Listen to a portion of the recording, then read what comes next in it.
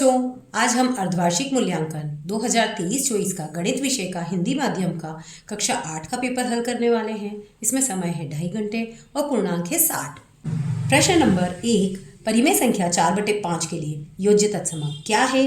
तो देखिए, जब भी हमें योज्य तत्समक निकालना होता है तो जो संख्या हमें दी गई है हम उसी का चिन्ह बदल देते हैं। जैसे कि यहाँ दिया है 4/5 तो हमने लिख दिया -4/5, या फिर दिया है अगर -3/2 तो हम कर देंगे 3/2, या फिर हमें देंगे -5/4 तो हम लिख देंगे 5/4। मतलब जो भी संख्या देंगे उसका बस चिन्ह बदल के वो की वही संख्या लिख देंगे। तो यहाँ दिया है 4/5 तो हम लिख देंगे -4/5, तो ऑप्शन सी सही होगा।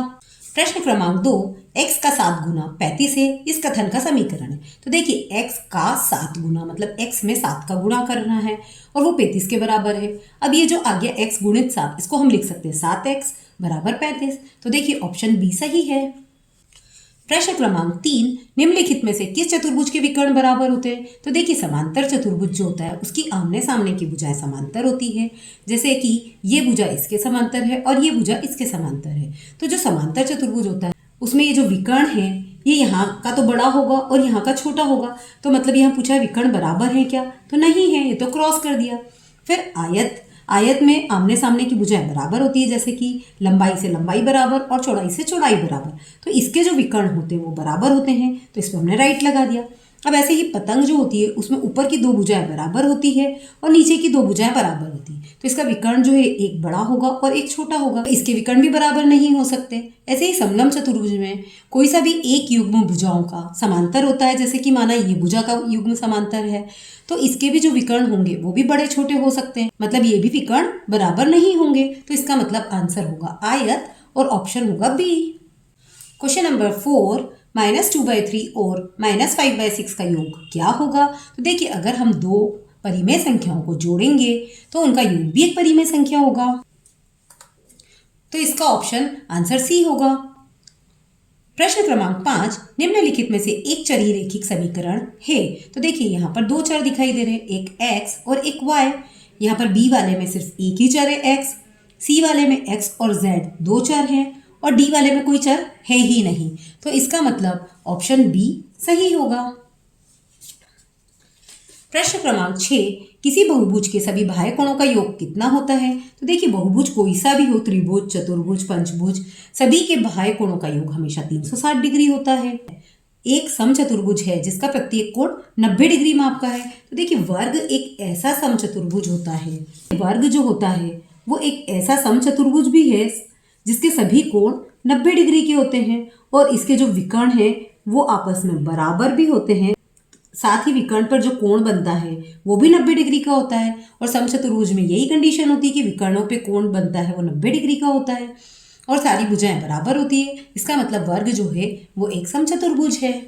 प्रश्न क्रमांक 8, किसी समांतर चतुर्भुज के सम्मुख कोण डैश होते हैं। कोई अगर समांतर चतुर्भुज है मतलब उसकी आमने सामने की भुजाएं कैसी है? समांतर है। तो उसके जो सम्मुख कोण है मतलब इस कोण के सामने जो ये कोण है इसको बोलते हैं हम सम्मुख कोण। तो ये दोनों आपस में बराबर होंगे। वैसे ही ये कोण के सामने है ये वाला कोण, तो ये दोनों भी आपस में बराबर होंगे। तो मतलब सम्मुख कोण आपस में कैसे होते हैं? बराबर होते हैं। यहाँ पर देखिए ध्यान से, यहाँ न्यून कोण बन रहा है तो यहाँ पर भी न्यून कोण बन रहा है और यहाँ अधिक कोण बन रहा है तो यहाँ पर भी अधिक कोण बन रहा है। प्रश्न क्रमांक 9, पैटर्न 4, 9, 16, 25 में अगली संख्या क्या है? इसमें संख्या दे रखी है हमें 4, 9, 16, 25। तो 4 हमें कैसे मिला? 2 का 2 में गुणा किया तो 4 आया, 3 का 3 में गुणा किया तो 9 आया, 4 का 4 में गुणा किया तो 16 आया, 5 का 5 में गुणा किया तो 25 आया। ऐसे ही अगर 6 का 6 में गुणा करते तो देखिए 36 आ जाएगा। तो यहाँ हमें लिखना चाहिए 36। प्रश्न क्रमांक 10, समीकरण 2x बराबर 10 में x का मान क्या होगा? तो देखिए, हमें दिया है 2x बराबर 10, तो हम x को तो यहीं रहने देते हैं, बराबर का चिन्ह और 10 भी यहीं, और ये जो 2 था ये गुणा में था तो ये भाग में चला जाएगा। जब 2 से 10 को काटेंगे तो आएगा 5, तो x बराबर 5, तो इसका आंसर होगा 5। प्रश्न क्रमांक 11, दी गई आकृति में x का मान ज्ञात कीजिए। तो देखिए, हमें एक ये चतुर्भुज की आकृति दी है जिसमें से 3 कोण हमें दिए हैं और चौथा कोण हमें पता करना है। अभी हमने ये देखा था कि बहुभुज कोई सा भी हो, भले वो चतुर्भुज हो, त्रिभुज हो, कोई सा भी हो, उन सभी के बाह्य कोणों का योग 360 डिग्री होता है। तो हम इन तीनों कोण प्लस x को जोड़कर 360 के बराबर ले लेते हैं। हम जानते हैं कि बहुभुज के बाह्य कोणों का योग 360 डिग्री होता है, तो इन तीनों को हमने जोड़ लिया, जैसे कि 90 degree plus 50 degree plus 110 degree plus x degree, इन सभी को जोड़कर 360 के बराबर में लिख दिया। अब जो संख्या वाले हैं जैसे कि 90 डिग्री, 50 डिग्री और 110 डिग्री, इन तीनों को हमने साथ में जोड़ लिया तो आ गया 250 डिग्री, और ये x को ऐसा का ऐसा लिख लिया और बराबर में 360 डिग्री। अब जो 360 डिग्री उसमें से ये 250 डिग्री को हम घटा देते हैं तो हमें x का मान पता चल जाएगा, तो वो आ जाएगा 110 डिग्री। मतलब हमारे चौथे कोण का मान है 110 डिग्री, x का मान 110 डिग्री। प्रश्न क्रमांक 12, -2 + 3 - 4 का मान ज्ञात कीजिए। तो देखिए -2 + 3 - 4, तो सबसे पहले तो हम ब्रैकेट हटा देंगे। जब ब्रैकेट में एक चिन्ह प्लस का और एक माइनस का है तो हम माइनस का चिन्ह लगाएंगे। तो देखिए यहाँ 3 - 4, और ये जो ब्रैकेट है इसको भी हमने साथ के साथ हटा दिया है। अब जो माइनस की संख्या जैसे कि -2 और -4, इन दोनों को साथ में जोड़ दिया है। 2 और 4 मिलकर हुआ 6, और चिन्ह लगेगा माइनस का, और ये प्लस का 3 पीछे लिख दिया है। अब माइनस के 6 में से 3 को कम करेंगे तो क्या बचेगा? माइनस का 3, क्योंकि 6 बड़ा है ना, इसलिए माइनस का चिन्ह लगेगा। प्रश्न क्रमांक 13, समीकरण हल कीजिए। 2x - 3 = 7।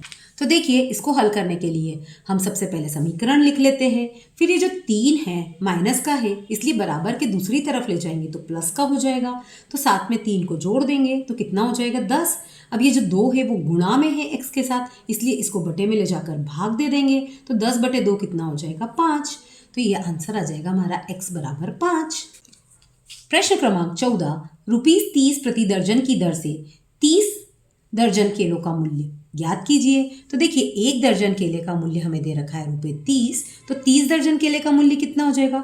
30 में हम 30 का गुणा कर देंगे, क्योंकि रुपए भी 30 है और लेने भी 30 दर्जन है। अब इन दोनों का जब आपस में गुणा करेंगे तो 3 तिया 9 और 2 0 ऐसे कैसे, तो मतलब 900 रुपये लगेंगे। प्रश्न क्रमांक 15, एक बगीचे में 400 पौधे हैं, बगीचे में 20 क्यारियां हैं, प्रत्येक क्यारी में उतने ही पौधे हैं जितनी क्यारियों की संख्या है, प्रत्येक क्यारी में पौधों की संख्या ज्ञात कीजिए। तो देखिए बगीचे में कुल पौधों की संख्या है 400 और क्यारियों की संख्या है 20, और पौधों की संख्या कितनी है? जितनी क्यारी है उतने ही पौधे हैं, तो जो कुल पौधे हैं उनसे अगर हम क्यारी को डिवाइड कर देंगे तो भी आ जाएगा, या फिर क्यारियों की जो संख्या है वही पौधों की, तो वो 20 डायरेक्ट ही आ जाएगा। प्रश्न क्रमांक 16, मान ज्ञात कीजिए। 2/5 गुणित -3/7 -1/14। तो देखिए जो संख्या हमें दे रखी है वो हमने ऐसी की ऐसी लिख ली है, फिर ये ऊपर वाली संख्याओं का गुणा करा दिया, जैसे 2 तिया 6 और माइनस का चिन्ह है इसलिए वो लगा दिया है, और 5 7 35 तो वो लिख दिया है, और -1/14। अब ये जो -6/35 है वो -1/14 है, तो देखिए दोनों का हर अलग अलग है, इसका 35 है और इसका 14 है, तो हमको इसका एलसीएम लेना पड़ेगा। 35 और 14 का हमने एलसीएम ले लिया, तो 2 से सबसे पहले भाग देंगे तो 35 में तो 2 का भाग नहीं जाएगा, लेकिन 14 में जाएगा 7 बार में। फिर हम 5 से भाग देंगे तो 35 में 5 का भाग जाएगा 7 बार, और 7 में नहीं जाएगा तो 7 ऐसा कैसा लिख देंगे। फिर हम 7 से भाग देंगे तो 7 से दोनों 7 में एक बार भाग जाएगा, तो 1 आ जाएगा। तो हमारा एलसीएम क्या आ गया? 2 × 5 × 7। तो ये 35 व 14 का एलसीएम है हमारा 2 × 5 × 7। इनका आपस में गुणा कराएंगे तो कैसे हो जाएगा? 2 पंजे 10 और 10 सते 70, तो 10 × 7 मतलब 70। अब जो ये एलसीएम आया है उसको हम हर में लिख देते हैं, और 35 के पहाड़े में 70 कितनी बार में आता है? 2 बार में, तो -6 में हम 2 का गुणा करा देते हैं। ऐसे ही 14 के पहाड़े में 70 कितनी बार में आता है?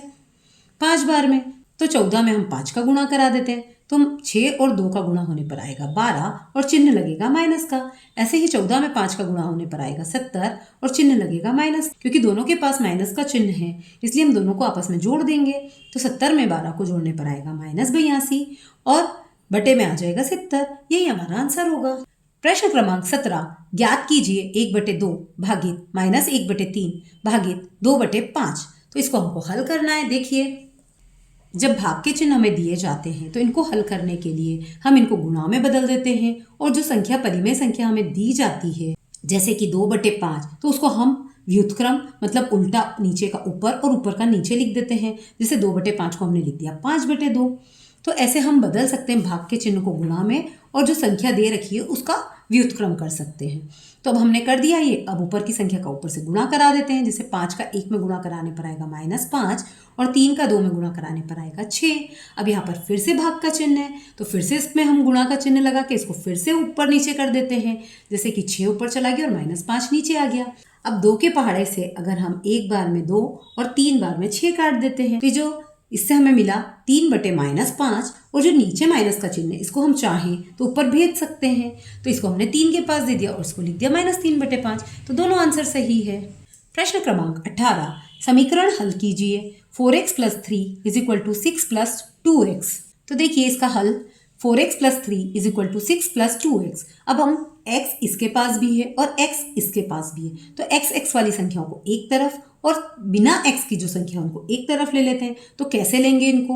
4x तो इधर ही था तो इसको ऐसा कैसा लिख दिया, लेकिन 2x जो था वो बराबर के दूसरी तरफ था, तो इसको इधर लाने के लिए हमने जो प्लस का चिन्ह देखो उसको माइनस में बदल दिया।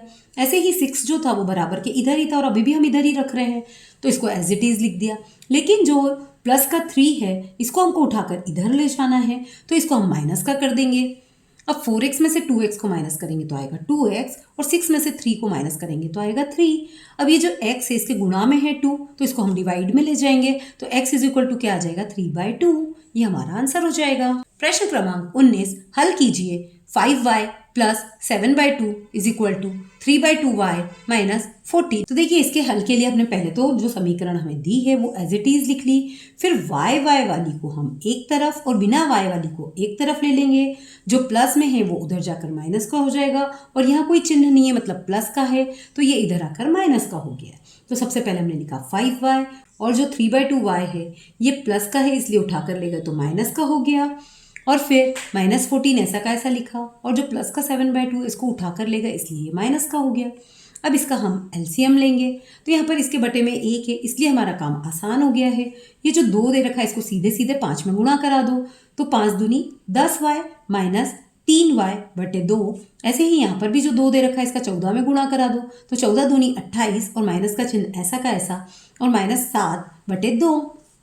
अब 10y में से 3y को घटाएंगे तो कितना आ जाएगा 7y, और ये जो 2 है बटे में ये दोनों तरफ इसलिए आपस में कट जाएगा, और -28 में हम -7 को जोड़ देंगे तो आ जाएगा -35। अब ये y के गुणा में कौन है 7, तो 7 को हम कहाँ ले जाएंगे भाग में, तो 35 को अगर हम 7 से भाग देते हैं तो कितना आ जाएगा 5, और आंसर का आएगा माइनस का, क्योंकि यहाँ पर माइनस का चिन्ह है। प्रश्न क्रमांक 20, किसी समांतर चतुर्भुज के 2 आसन्न कोणों का अनुपात 3:2 है। समांतर चतुर्भुज के सभी कोणों की माप ज्ञात कीजिए। अगर कोई समांतर चतुर्भुज है उसके 2 आसन्न कोणों का अनुपात 3:2 दिया है तो हम क्या करेंगे? सबसे पहले हम ये जानते हैं कि समांतर चतुर्भुज के आसन्न कोण जो होते हैं उनका योग 180 डिग्री होता है, और हम मान लेते हैं क्योंकि हमें 3:2 दिया है तो 3x और 2x हैं आसन्न कोण। अब ये जो हमें मिले हैं 3x और 2x, इनको अगर हम आपस में जोड़ें तो ये किसके बराबर होंगे? 180 डिग्री के, क्योंकि समांतर चतुर्भुज के 2 आसन्न कोणों का योग तो 180 डिग्री होता है ना, तो इन दोनों को जोड़ने पर 180 आना चाहिए। अब 3 और 2x दोनों x में है तो दोनों को जोड़ दो तो कितना आ जाएगा 5x बराबर 180 डिग्री। तो x बराबर कितना हो जाएगा 180/5। अब इसको जब भाग देंगे तो आएगा 36 डिग्री, तो x बराबर 36 डिग्री। तो ये तो हमें क्या मिला? ये हमें मिला x का मान। अब हमें सभी कोणों के मान निकालने हैं। यहाँ पर हमें प्रश्न में क्या दिया है? सभी कोणों की माप ज्ञात कीजिए। तो देखिए सभी कोणों की माप ज्ञात करने के लिए हम क्या करेंगे? सबसे पहले तो 3x जो है उसमें हम 3 में 36 का गुणा करा देंगे, तो 3 में हम 36 का गुणा कराएंगे तो आएगा 108 डिग्री। ऐसे ही 2x है तो 2 में हम 36 का गुणा करा देंगे तो आ जाएगा 72 डिग्री। तो समांतर चतुर्भुज जो होता है उसके 2 कोण जो होते हैं आमने सामने के वो बराबर होते हैं, मतलब 2 कोणों की माप होगी 108 डिग्री और 2 कोणों की माप होगी 72 डिग्री। तो ऐसे करके हम सभी कोणों की माप निकाल सकते हैं। तो देखिए सभी कोणों की माप क्या हो जाएगी? 108 डिग्री, 72 डिग्री, 108 डिग्री और 72 डिग्री, क्योंकि समांतर चतुर्भुज के आमने सामने के कोण बराबर होते हैं। प्रश्न क्रमांक 21, एक समबाहुभुज की भुजाओं की संख्या ज्ञात कीजिए यदि उसका प्रत्येक बाह्य कोण 72 डिग्री माप का हो। अगर समबाहुभुज की हमको भुजाओं की संख्या ज्ञात करनी है तो हम इसके लिए सूत्र ले सकते हैं 360 डिग्री बटे बाह्य कोण की माप। मतलब हमें जो भी बाह्य कोण की माप दी है उसको हम 360 से अगर भाग दे देंगे तो भुजाओं की संख्या आ जाएगी।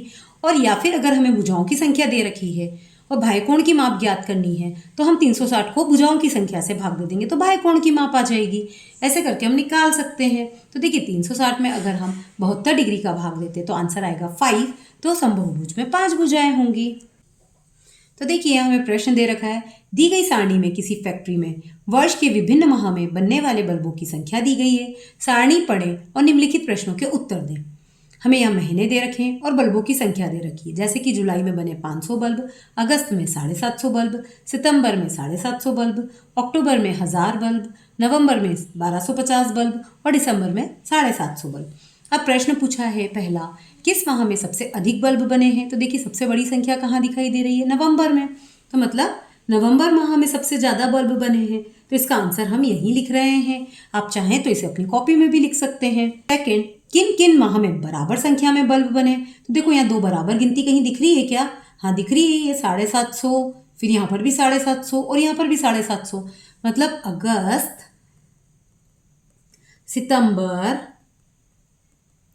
और दिसंबर तीनों महीने में बराबर मात्रा में बल्ब बने हैं। फिर तीसरा प्रश्न है, किस माह में बनने वाले बल्ब दिसंबर माह में बनने वाले बल्बों से 250 ज़्यादा हैं? देखिए दिसंबर महीने में कितने बल्ब बने? 750 और इससे 250 ज़्यादा कहाँ है? अक्टूबर में। तो इसका आंसर आएगा अक्टूबर में, क्योंकि अगर 750 में 250 जोड़ेंगे तो वो होगा 1000। तो इसका आंसर आएगा अक्टूबर में। प्रश्न क्रमांक 23, समीकरण को सरल रूप में बदलते हुए हल कीजिए। x + 4 फिर ब्रैकेट में है x - 2 = 3 फिर ब्रैकेट में है x - 9। तो देखिए जो समीकरण थी हमने ऐसी की ऐसी लिख ली है। फिर ये जो 4 है और ये ब्रैकेट जो है ये पूरे ब्रैकेट के बाहर 4 है ना, मतलब 4 का गुणा x में भी होगा और 4 का गुणा -2 में भी होगा। तो हम क्या लिखेंगे? x तो ऐसा का ऐसा प्लस भी ऐसा का ऐसा। 4 का गुणा x में मतलब 4x और 4 का गुणा -2 में मतलब 4 दूनी 8 और माइनस का चिन्ह ऐसा कैसा। फिर बराबर तो ऐसा कैसा बराबर। फिर 3 का गुणा x में मतलब 3x और 3 का गुणा -9 में मतलब 3 9 27 और माइनस का चिन्ह ऐसा का ऐसा। अब x 4x और ये जो 3x है इसको उठाकर हम इधर ले आए। जहाँ कोई चिन्ह नहीं होता वो प्लस का होता है, तो ये इधर आकर माइनस का हो गया। फिर -27 ऐसा कैसा और यह -8 है, तो बराबर के दूसरी तरफ गया तो प्लस का हो गया। अब 4 और 1 मिलके कितना हुआ? 5। उसमें से 3 को हमको घटाना है, तो 5 में से 3 घटाए तो कितना आ जाएगा? 2x। और यहाँ पर 27 जो है माइनस का है और फिर प्लस का 8 है, तो इन दोनों को अगर हम आपस में हल करेंगे तो घटाना पड़ेगा। तो 27 में से 8 घटाए तो माइनस का 19। माइनस के 19 में ये जो 2 है ये गुणा में है, तो इसका भाग दे देंगे तो ये हमारा आंसर आ जाएगा। प्रश्न क्रमांक 24, ज्ञात कीजिए -4/5 गुणित 3/7 गुणित 15/16 गुणित -14/9। तो हमको इसको सॉल्व करके देखना है। तो देखिए जो समीकरण हमें दी है वो हमने ऐसी की ऐसी लिख ली है। अब ऊपर से हम नीचे का काट सकते हैं, पर ऊपर से ऊपर का नहीं कटता है, तो इसलिए देखिए 4 से हम 16 को काटेंगे, 4 बार में कटेगा। 5 से हम 15 को काटेंगे तो 3 बार में कटेगा। ऐसे ही 3 को अगर हम 9 से काटते हैं तो 3 बार में कटेगा। अगली स्टेप में जो बचा है वो लिख दिया, जैसे यहाँ -1 बचा, यहाँ पर 1 बचा, यहाँ पर भी 1 बचा, यहाँ 7 बचा, यहाँ पर 3, यहाँ बटे में 4, यहाँ -14 और यहाँ बटे में 3। अब हम क्या करेंगे? अब हम इस 3 से इस 3 को काट देंगे, फिर इस 7 से इसको काट देंगे 14 को, तो यहाँ जाएगा 2। अब हमारे पास बच गया -1 गुणित -2/4। अब इसको हम आपस में काट देंगे तो 2 एकम 2, 2 दूनी 4, तो बचा 1/2 और यहाँ पर भी माइनस है, यहाँ पर भी माइनस है। गुणा में अगर 2 बार माइनस होता है तो वो प्लस बन जाता है, तो इसलिए प्लस हो गया। ये हमारा आंसर हो गया। प्रश्न क्रमांक 25, दी गई आकृति RENT एक आयत है। इसके विकर्ण एक दूसरे को O पर प्रतिच्छेद करते हैं। यदि OR बराबर 2x + 4 और OT बराबर 3x + 1 तो x का मान ज्ञात कीजिए। तो देखिए ये जो हमें आकृति दी है ये एक आयत है, इसको RENT नाम दिया है। O इसके विकर्ण जहाँ पर प्रतिच्छेद कर रहे हैं उसको नाम दिया है, और जो समविभाजित करते हैं विकर्ण उसमें एक का नाम दे रखा है 2x + 4 और दूसरे का दे रखा है 3x + 1 और हमें x का मान ज्ञात करना है। तो अब हम क्या करते हैं? तो देखिए हम जानते हैं कि आयत के जो दोनों विकर्ण होते हैं वो आपस में बराबर होते हैं और एक दूसरे को समद्विभाजित करते हैं। मतलब अगर ऊपर 2x+4 जितना है तो ये नीचे का जो है ये भी 2x+4 होगा, और यहाँ से यहाँ तक का अगर 3x+1 है तो यहाँ से यहाँ तक का भी 3x+1 होगा, और ये जो पूरा विकर्ण है यहाँ से यहाँ तक का और एक यहाँ से यहाँ तक का, ये दोनों भी आपस में बराबर होंगे। इसका मतलब 2x+4 जो है वो 3x+1 के बराबर होगा। अब ये बराबर है तो हम क्या करेंगे, बिना x की संख्या को एक तरफ, जैसे 4 और ये 1 को उठाकर इधर लिया है -1, फिर 3x इधर और 2x को उठाकर इधर लिया है तो -2x। अब 4 में से 1 घटाया तो 3 और 3 में से 2 घटाया तो 1। एक लिखना ज़रूरी नहीं है इसलिए हमने नहीं लिखा और x लिख दिया है, तो x बराबर 3 ही हमारा आंसर आ गया है। प्रश्न क्रमांक 26। किसी विद्यालय की एक कक्षा के विभिन्न विषयों में रुचि रखने वाले विद्यार्थियों की संख्या निम्नलिखित सारणी में दी गई है। जैसे कि विषय दिया है हिंदी और उसमें संख्या है 250, ऐसे ही अंग्रेजी उसमें 50 विद्यार्थी, गणित 300, सामाजिक विज्ञान 100 और विज्ञान 100, संस्कृत 200। अब प्रश्न क्या पूछे गए हैं, सबसे अधिक रुचि का विषय कौन सा है। देखो सबसे ज़्यादा कहाँ पे दिखाई दे रहे हैं, 300, तो ये काय में, गणित में, तो हम यहाँ लिख देंगे गणित। सेकंड, सबसे कम रुचि का विषय कौन सा है, तो सबसे कम नंबर कहाँ दिखाई दे रहे हैं, यहाँ पर इंग्लिश वाले में ना 50, तो यहाँ लिख देंगे अंग्रेजी। प्रश्न क्रमांक 3, गणित विषय में रुचि रखने वाले विद्यार्थियों की संख्या कुल विद्यार्थी की संख्या का कितना भाग है। तो देखिए सबसे पहले हमें कुल विद्यार्थियों के लिए इन सबको जोड़ लेना पड़ेगा। तो देखो इन सबको हम जोड़ लेते हैं, तो ये सारे 0, फिर 5 और 5 10 का 0, फिर हासिल गया 1 2 और 1 3, 3 और 3 6 7 8 9 10, तो ये होगा 1000। अब यहाँ पूछा है गणित विषय, तो पहले गणित विषय में कितना है 300, तो पहले ऊपर वो लिखेंगे, फिर बटे में कुल विद्यार्थी लिखेंगे ये 1000। अब 2 0 से ऊपर के 2 0 कट गए तो आंसर आ गया 3/10, ये हमारा आंसर होगा। प्रश्न क्रमांक 4, समान रुचि वाले विषय कौन से हैं। तो देखिए इसमें समान नंबर कहाँ दिखाई दे रहे हैं, ये रहे, है ना, सामाजिक विज्ञान और विज्ञान में दिख रहे हैं ना, तो इसके विषय कौन से हो जाएंगे, सामाजिक विज्ञान और विज्ञान। प्रश्न क्रमांक 5, हिंदी विषय में रुचि रखने वालों की संख्या अंग्रेजी में रुचि रखने वालों की संख्या से कितनी अधिक है। तो देखो अंग्रेजी में कितने बच्चे रुचि रख रहे हैं 50, और हिंदी में कितने रख रहे हैं 250, मतलब 50 से 50 काट दो तो 200 ज़्यादा हो गए ना, तो अंग्रेजी विषय में रुचि रखने वालों से हिंदी वालों की संख्या कितनी ज़्यादा हो गई, 200 ज़्यादा। तो हम लिखेंगे, तो देखो ये जो प्रश्न है सेम हम ऐसा कैसा लिख देंगे, हिंदी विषय में रुचि रखने वालों की संख्या अंग्रेजी में रुचि रखने वालों की संख्या से ये जो कितनी वर्ड है इसकी जगह हमने लिख दिया 200, 200 अधिक है, क्योंकि 250 में से 50 को माइनस किया तो आया 200, तो 200 अधिक है।